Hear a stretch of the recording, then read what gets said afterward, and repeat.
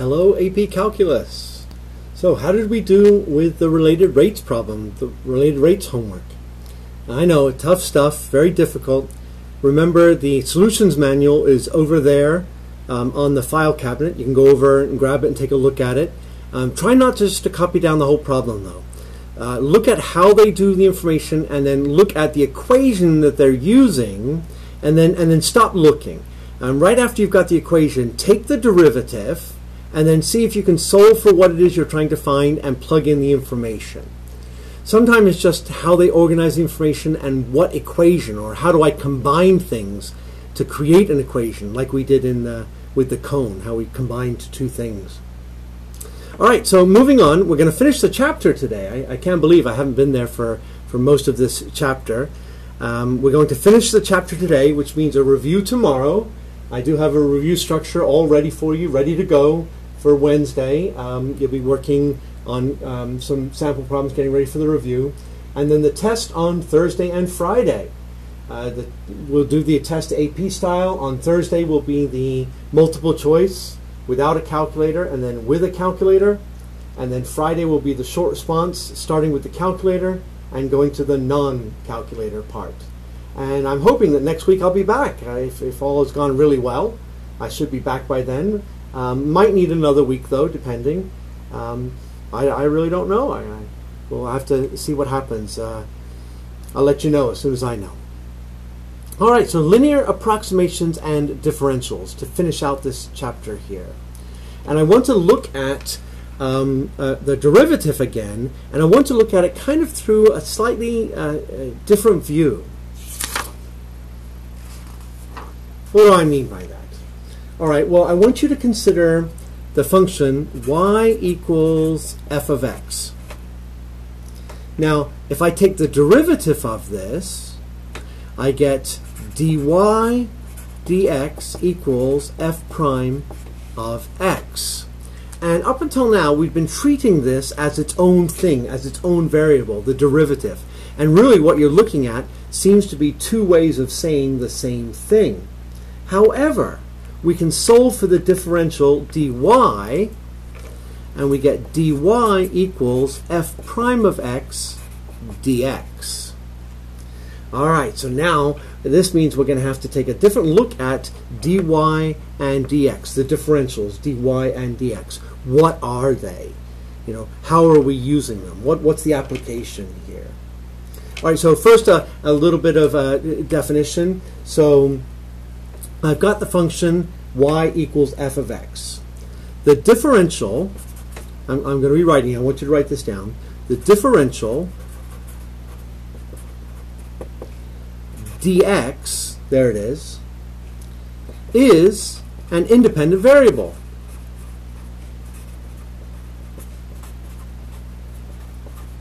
The differential dx is its own independent variable. The differential dy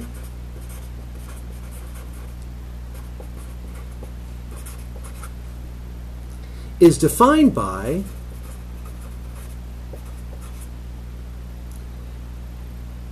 dy equals f prime of x dx. And we kind of saw that up here. Now, also make a note to yourself that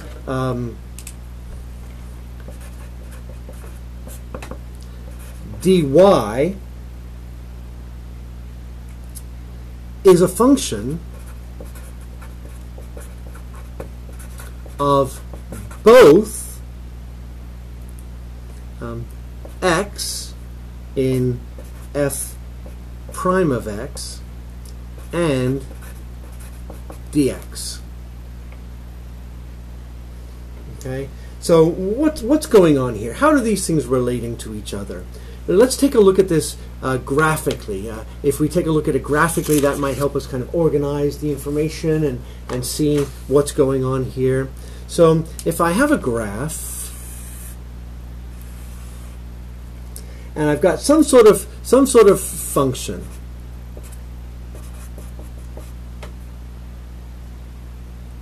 and I'm going to create some point here, an x value, And of course, I've got the derivative there. I wish I could draw a nice straight line. So that's the derivative. That's the tangent line. And then a certain units away, I've got some point here that I'm going to call this point here, some sort of distance here, delta x. Delta x is dx. Now notice that I've got two different y distances here. This is dy. This distance here is my dy. But the entire distance, this entire distance to the point up here is delta y. So I'm going to go like this, delta y. And this distance is dy. Notice they're slightly different. All right, so keep this in mind as we start talking. Keep this graph in mind. I'll start my definitions and my writing here. Going to talk a lot about this, but I want to write it down as well. I want to make sure you get it in your notes. I don't expect you to remember it just from me saying it. If we let dx equal delta x, then for small values of dx,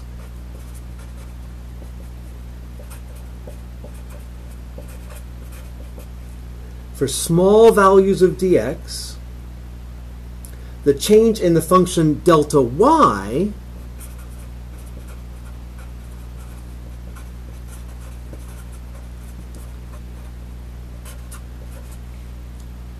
is approximately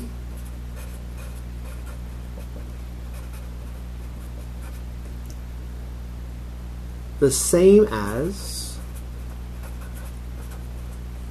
the change in the tangent line dy.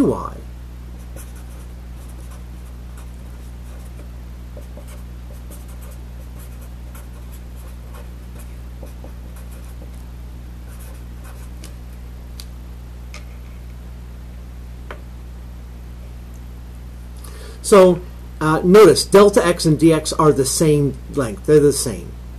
But if delta x is very small, notice the more that I pull this point back, the difference between dy and delta y here is that much. Over here would be a lot less. As we get closer and closer and closer, they are approximately the same. So we can say that dy is approximately the same as delta y when dx is small, sufficiently small. Oh, here we go with those weaselly words again, sufficiently small. And we're going to define that, and we're going to talk about that in a moment. Now, this is very useful, since dy may be easier to calculate than delta y. So this is useful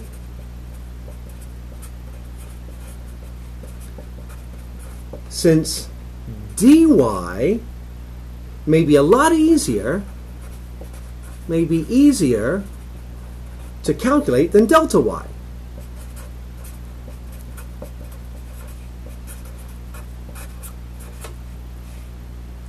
The dy, remember, is, I'll come back to that. The dy is dealing with the tangent line, and there's the delta y.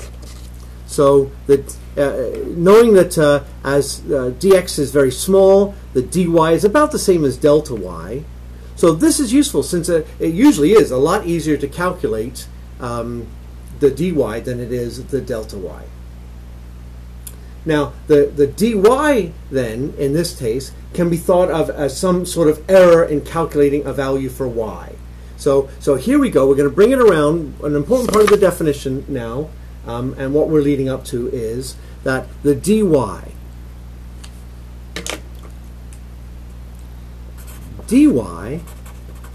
may be thought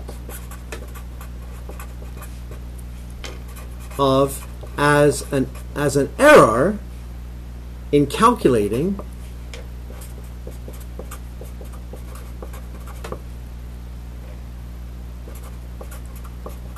a value for y.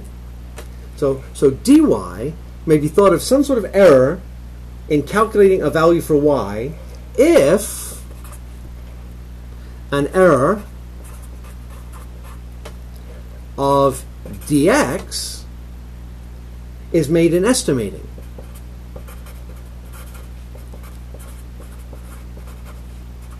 Estimating what? Estimating x.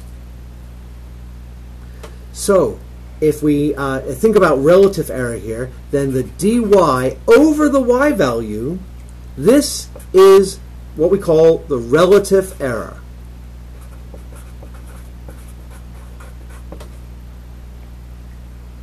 All right, let's take a look at an example of this. I know thinking about these differentials as their own variables, very confusing. Hopefully when we do an example of this and look at a sample problem, it'll be a little bit easier to figure out what's going on. So let's look at an example.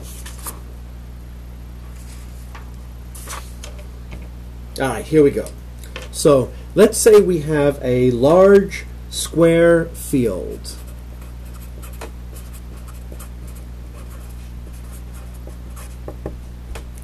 And the sides of the field are measured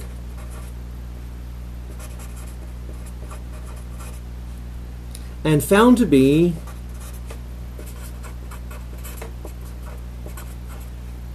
50 meters. But wait a minute, they're not exactly 50 meters. So the sides of this field were measured, and they're found to be 50 meters, but there's a possible error of 0.02 meters.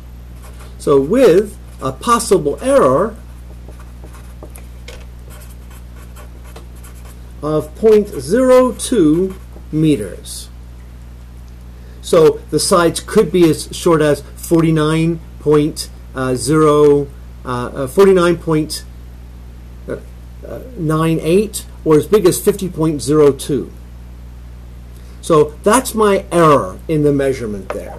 Now what I'm going to do is I'm going to use this to estimate the maximum error and the relative error of the area of the field. And again, let's write that down. So we're going to estimate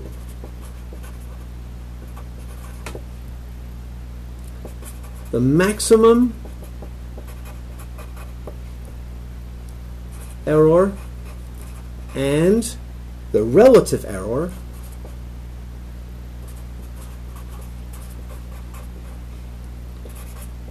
of the area of the field. Because if we don't know exactly how big the sides are, then the area could be plus or minus something. It could be a little bit bigger or a little bit smaller. So what is the maximum error and what is the relative error of this field? All right, so let's draw a diagram and then we'll do the scary calculus part. So I've got some sort of field, nice square field, but it could be plus or minus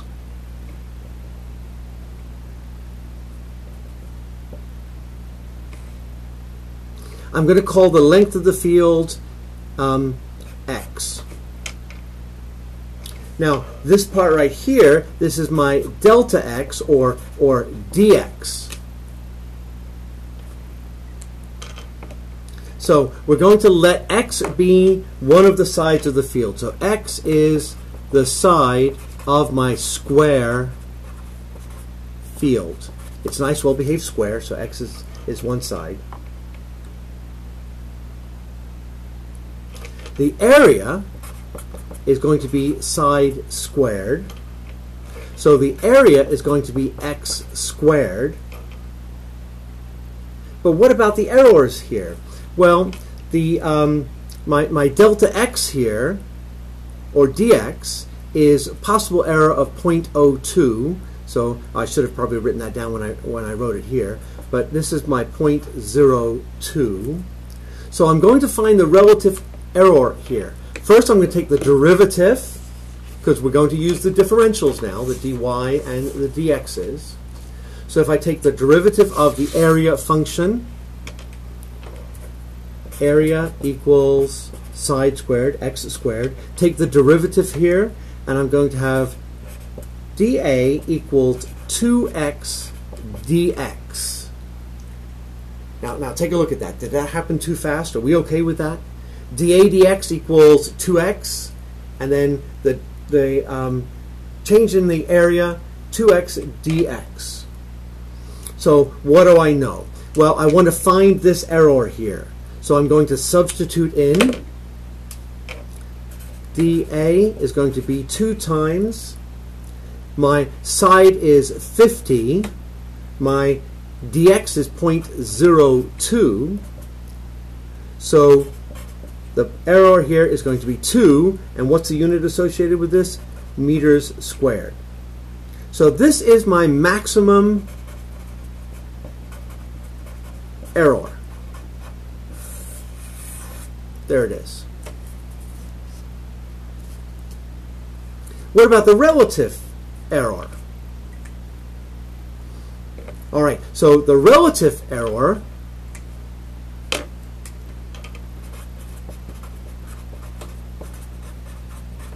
is going to be dA over A, which is going to be 2 meters squared over the area is going to be 50 meters squared. And if I calculate this out, my relative error is going to be, put it on the calculator, 0.008, or a relative error of, I think I'm missing a 0 here, aren't I? Yes, I am. I'm missing a 0. Sorry, 0.0008. So a relative error of 0.08%. That's my relative error. Whoops, I am off the screen. I just noticed that. Sorry about that. So here we go. So the relative error is the maximum error over the area, the 2 meters squared, over 50 by 50, 50 meters squared. The meters squareds, of course, are going to cancel.